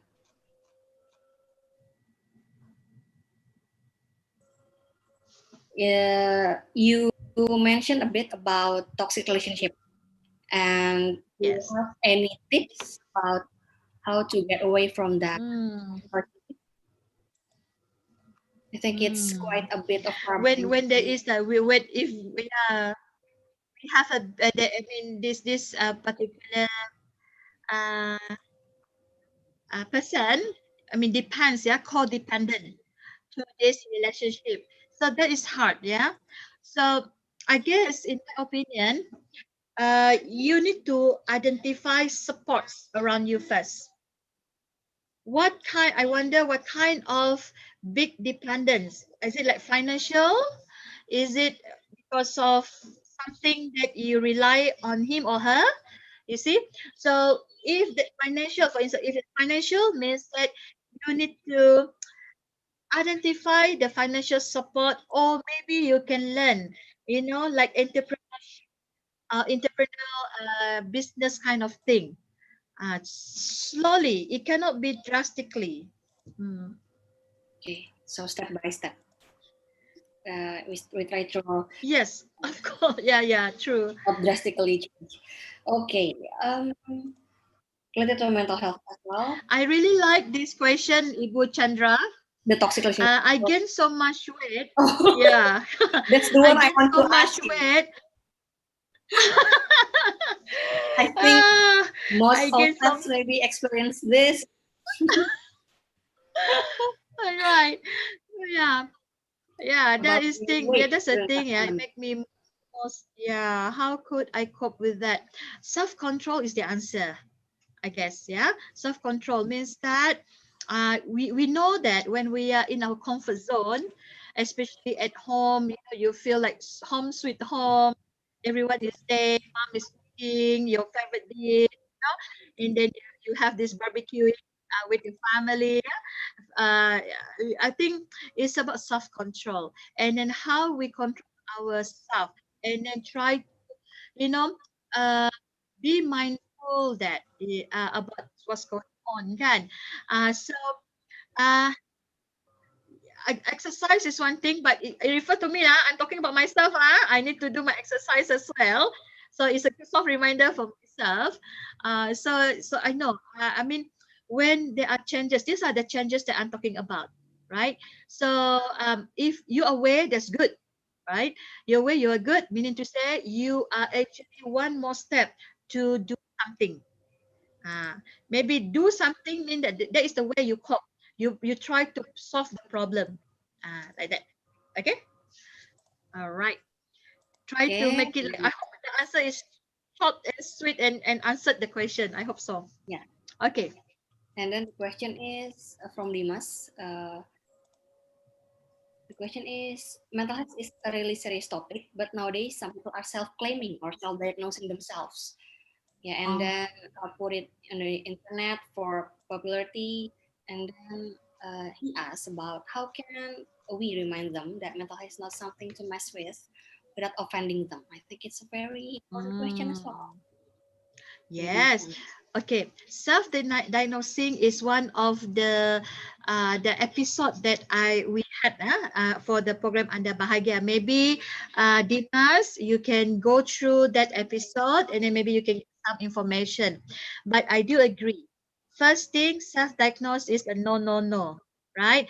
Yes, we can read the symptoms. We can say that, hey, I have this symptom, I have this symptom, I have this symptom. Right? I have this sign, I have this sign. Therefore, I am depressed. Therefore, I am major depressive disorder.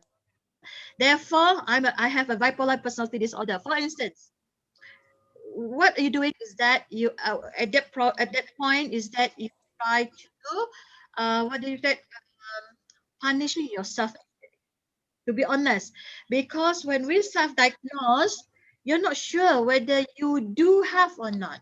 That, like myself as a counselor, we cannot diagnose, but we can identify the symptoms. We are able to identify the signs. We talk about it and then we try to intervene. But when severity is so severe, then I will ask the client whether you want me to refer you to the psychiatrist or not, because the psychiatrist will prescribe the medication to say that or confirm that you have the depression, for instance, right? But you need to, how to, to tell people. I guess we just said that stop self-diagnosing. It's not right to do so. We are afraid, when you have these symptoms, let's say, you have these signs, and then there's no solutions to it. For instance, depression. When people are depressed, this is the clients mentioned to me, when they are depressed, they are diagnosed by the psychiatrist. They come to me for counseling and psychotherapy. When they are depressed, they are in the darkness. They cannot see light even. They do not know where to go even. They feel hopeless. They feel like give up. The word of give up is there, and then that is the door to have the suicidal thoughts. We are afraid about that. And then I have one client, they have she has this kind of thing.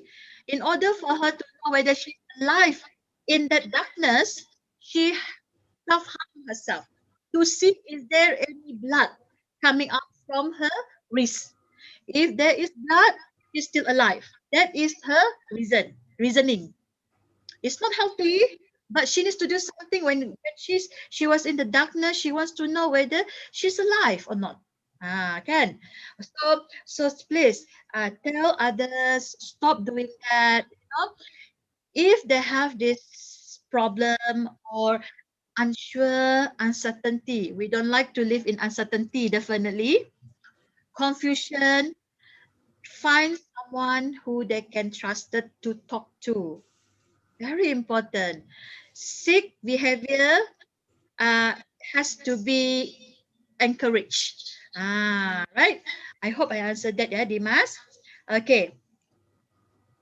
So next one. Next one is from Tiara Aulia. She asked about how to tell the parents, her friend's parents, to give permission to their children to go to psychologists. Like maybe they have the stigma that psychologists are only for crazy people. Yeah. And as a psychology student, what can he do? Yeah. So now I guess Dr. Ota, Ibu Chandra, we need to educate parents nowadays. Right? So seeing psychiatrist, seeing psychologist, seeing counselor doesn't mean that you are crazy or of course everyone has problem, but we want to talk and we want to solve the problem, right? So I guess it's about awareness to the parents. So it's not only the students are ready to seek for help, but the parents are not ready yet because of the stigma. So I guess maybe we as a professional, we already done the awareness program to the students. They can accept it. Now it's time for the community, the family themselves, can. So I guess this is something we can do next. Yeah. Okay. So maybe I want to address the follow-up question from your previous answer about the difference among men and female. Question is from Martha.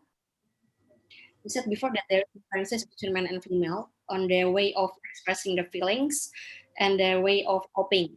And the question is there any difference in treatments to improve or maintain mental health between male and female? I doubt it though. I doubt it because when it comes to gender is only okay, in research we just say it's a demographic, right? Part of demographic. But again, all human beings, we are unique. And then when we treat or intervene our clients, either male or female, depends on the client itself, herself or himself.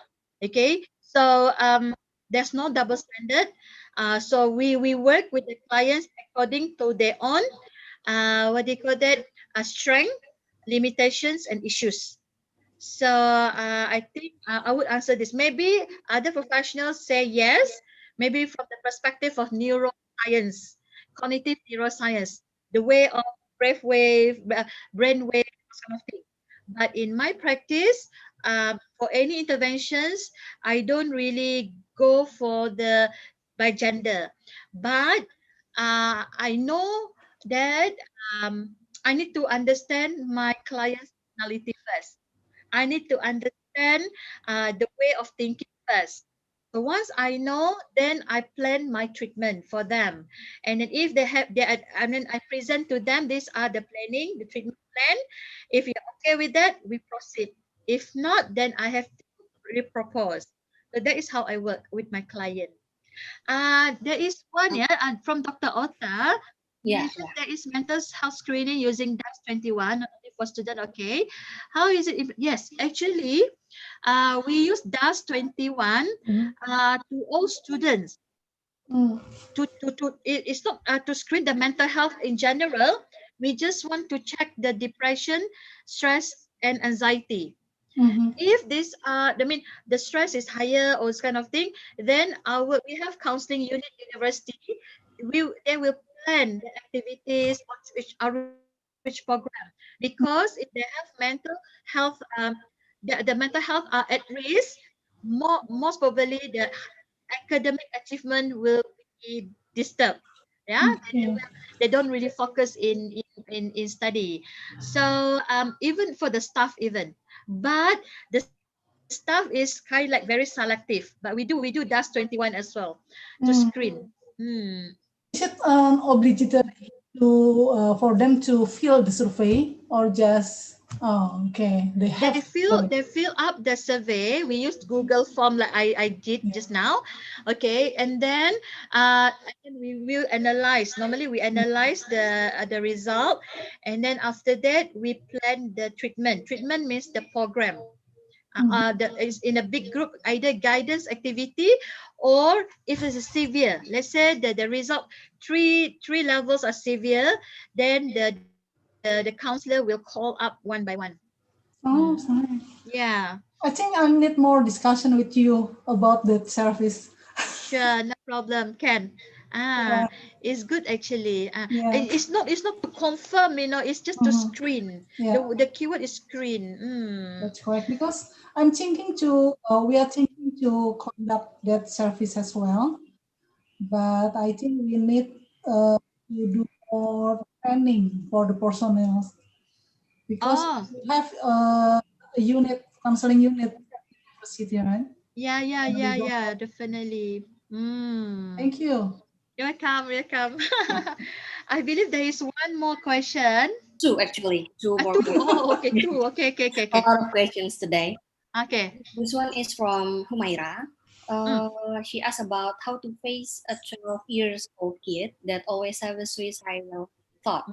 Besides telling their parents to go to a psychologist, maybe you have an idea. Wow. My question to Humaira is: this 12-year-old kid is a girl or boy? Is a Maybe girl. Humaira can. It's a girl. A girl. Okay. Does she hit her puberty? Okay, Balir? What? Her first period? Remaja nih, udah. I don't think so. Not yet, Not yet, Belum. Belum. She not yet. Yeah, I don't think so. Yeah, not yet.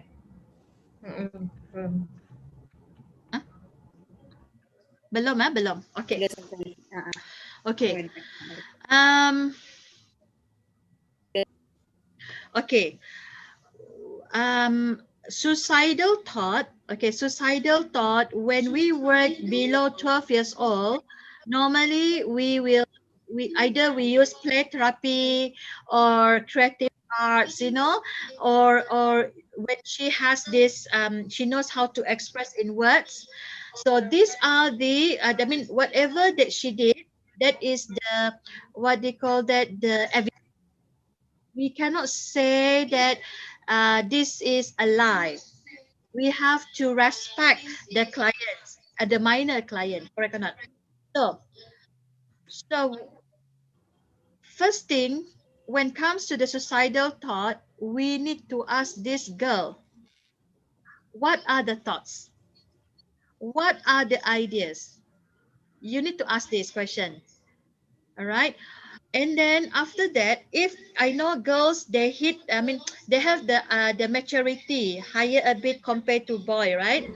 If she can understand verbal agreement or written agreement, if ever she had the episodes mean the thinking of that thought again, so that client need to contact you or someone that she trusted.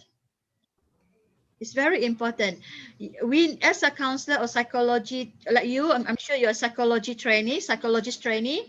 So we need to know what are the idea you need to jot down in your report. So that from there, whenever, let's say very common for a girl, um, normally they say that, oh, I have my sharp scissors under my pillow or under my mattress. Oh, I hide my knife behind the cupboard. Yeah. Okay. So you know the tools even. So where these are two located. So you do the agreement. Can you remove your scissors, your knife, something sharp, you see, away from your room after this session. Contoh, example. Because normally when people have this suicidal thought or ideation, when we talk to them, actually they will follow because they are so scared sebenarnya. They have the fear. Just that sometimes they maybe they hear the voices, or maybe they feel like so angry, or the grudge is in themselves, that push them to do it. Actually, they have the fear, to be honest. So when you hear them, the power of listening, oh, subhanallah, that is the most important thing. They feel that they're not alone. They feel that someone hurt them. Talking about suicide, and now when talking about boy and girl or man or female, male or female, male suicide commit to suicide mostly to the male because the male very determined.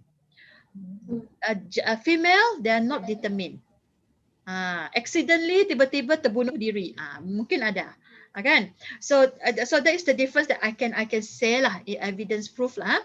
It would be great, Humaira, if you can have you asked her about the ideation or thoughts?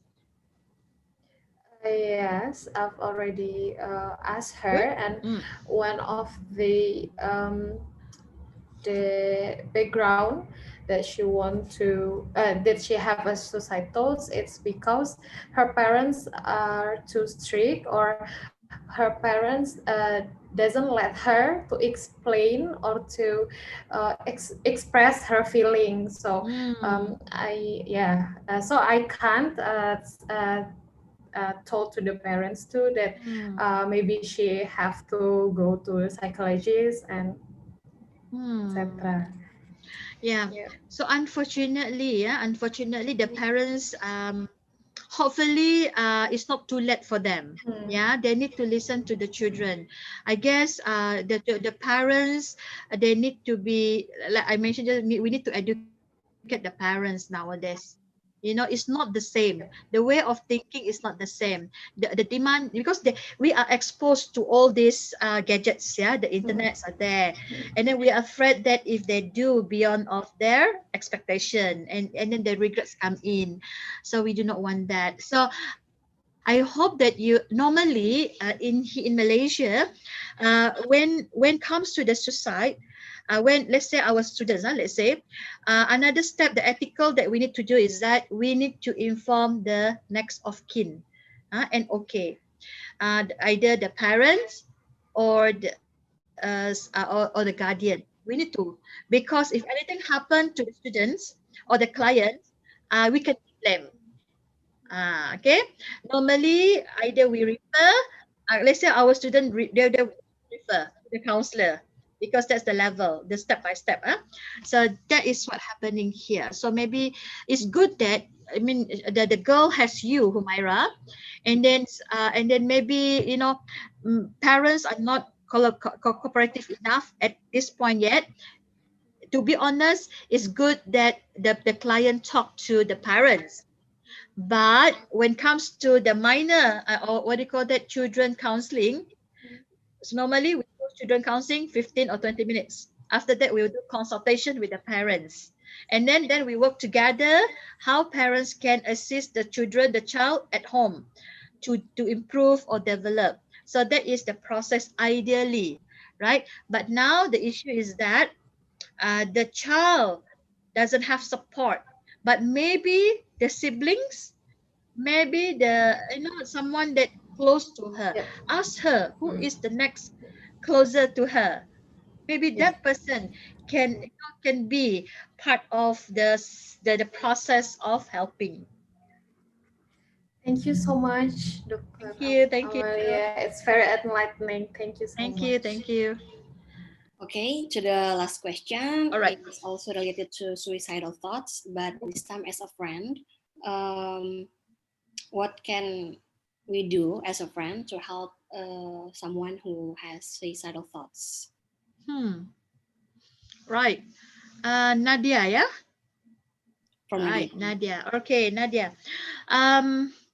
I bet you were shocked when you hear about this news, yeah? How about Nadia? Is Nadia around still? Well, Yes. how do you feel when your friend? Yes, I was shocked, and I can't believe that she has that thought. Okay. First thing, you need to ask yourself whether you are comfortable or not listening of this situation. Okay, please don't. I mean, you have the choice, correct or not? If you feel that you are not able to listen more, you need to advise, because as a friend we can advise. You need to advise or encourage the friend to seek for counselor or psychologist or professionals. Very important. To me, or in our practice, yeah, when it comes to suicide, self-harm, that is about harming ourselves. So they need extra attention, extra treatment, right? So the second thing is that, let's say you have the heart to help your client, your friend, right? You think, you feel that you can be together in the process, yeah. So unconditional positive regards, or something like, we call it like, you accept her already, you empathy her already, and then the next step is that together with her in the process. If she feels that, like, okay, I feel so shame to see professional, for instance, yeah. So maybe you can accompany her to be together go see professional support from that. Okay. And also one thing about this situation is that we do not want to create codependency syndrome. We do not want that. We want, as a psychologist, as a counselor, we want to educate our clients to be independent.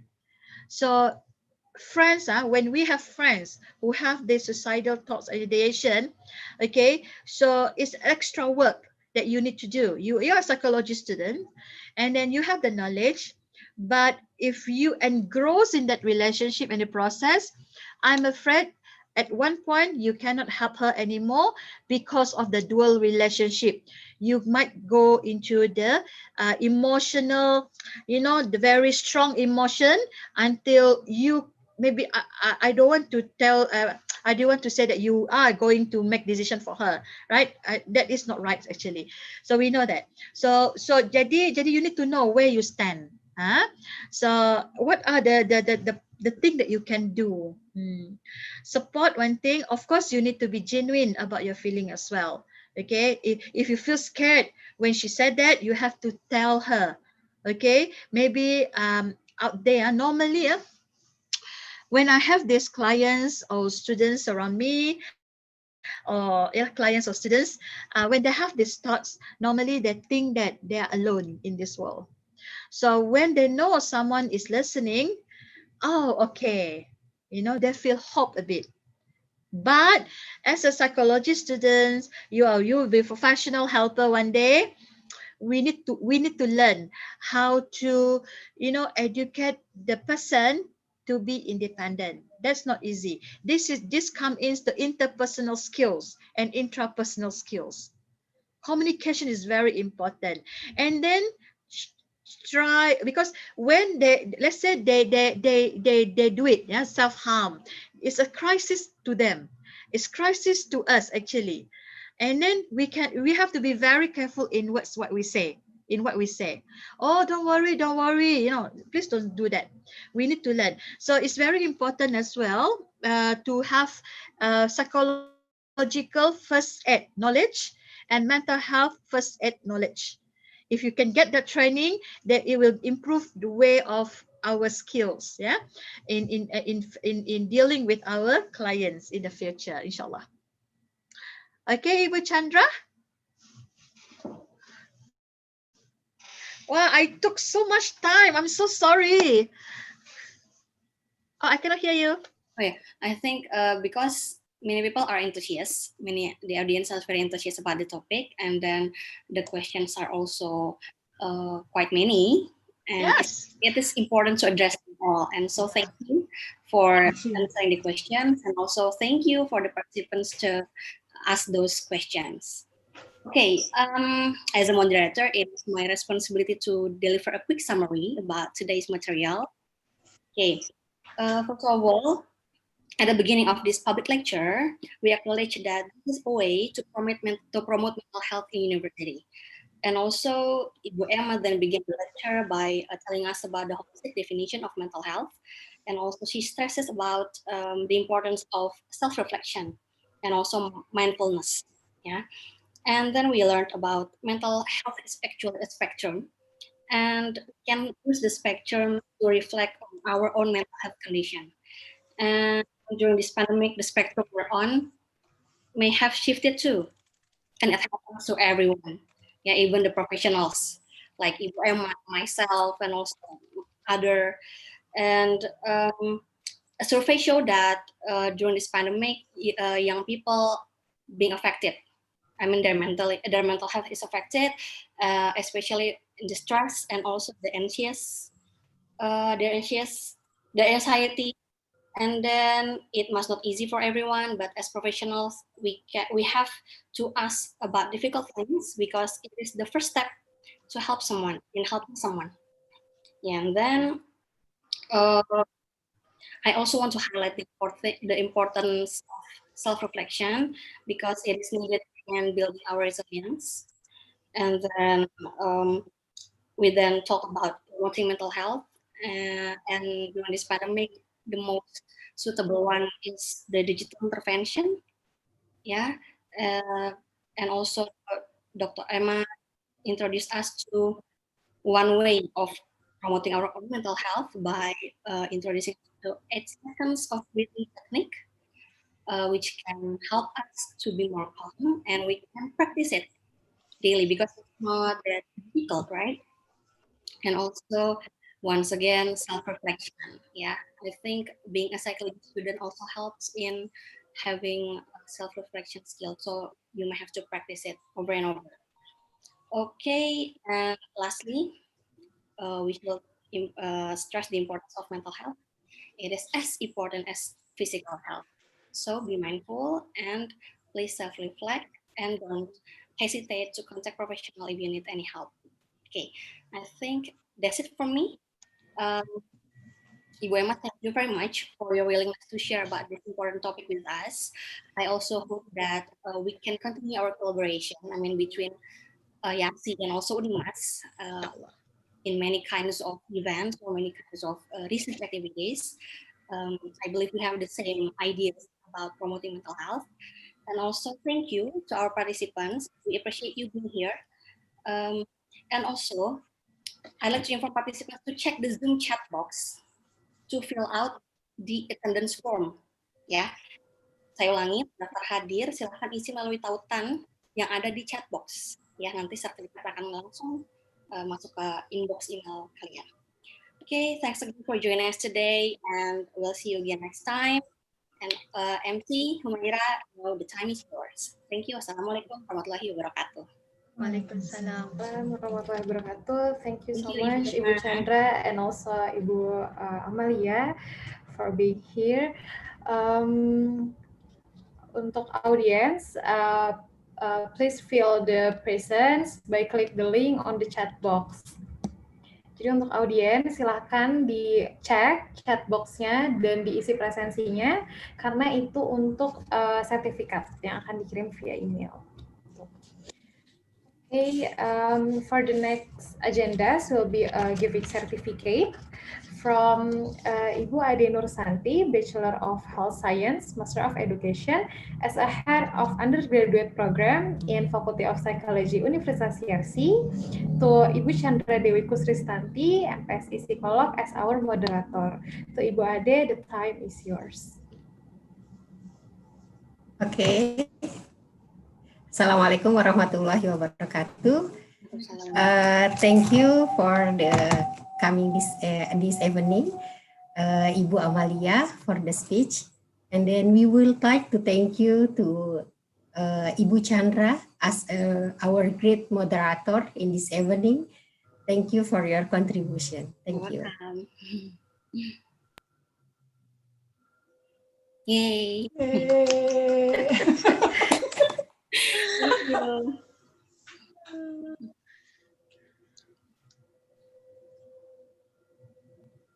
Okay. Thank you, Ibu Ade and also Ibu Chandra. The next one is from Ibu Oktaviani Indrasari Ranakusuma, MSc Psikolog, as a Dean of Faculty of Psychology, Universitas Yarsi, to our beloved speaker, Dr. Amalia Madihi. To Ibu Okta, the time is yours. Thank you, Ma. I usually call you Emma. Yes, not please. informal, so I call you Bu Emma. Bu Emma, it's a real pleasure to listen to your presentations and listen of what you've been doing at Unimas. I think I will need to talk more, to discuss more, and to help us providing the service as excellence as yours at Unimas. Yeah, so because I think mental health is like yeah. Mental health is important right now and for the future as well. So I think we need to improve our young people's mental health because they are going to building our countries and our society. Thank you very much. And herewith the certificate of appreciations for you, Emma. Thank you. Looking forward for more collaboration between Unimas and Yarsi. Inshallah. Thank you very much. Once again, thank you so much for Ibu Emma for the enlightening explanation. Okay, last but not least, we would like to taking a picture together. So audience, please turn on your cameras. Okay. Okay, everyone, please turn on your camera. We have 135 participants here. It's divided into six stages. So keep up your smile. Let's start. Get ready. 2, 3.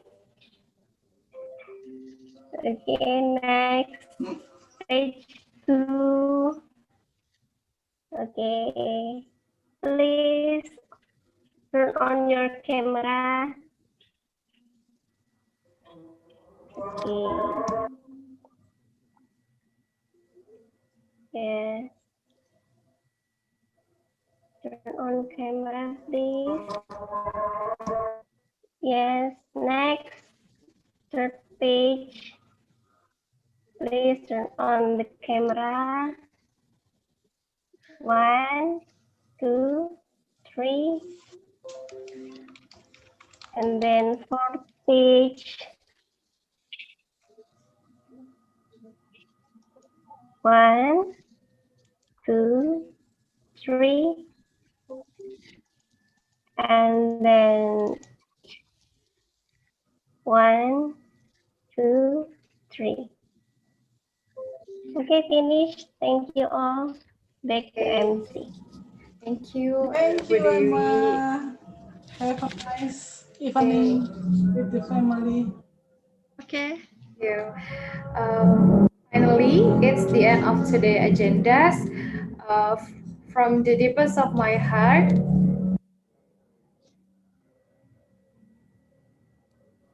I do apologize for my mistakes in presenting this event. Thank you so much for your kind attention and see you in another event held by Faculty of Psychology Universitas Further University. Thank you and wassalamualaikum warahmatullahi wabarakatuh. Waalaikumsalam warahmatullahi wabarakatuh. Waalaikumsalam. Waalaikumsalam warahmatullahi wabarakatuh. Thank you, Bu Emma. Bye. See you again. Waalaikumsalam. Stay healthy. Thank you all. Thank you all. Thank you. Have a nice weekend, Emma. Okay.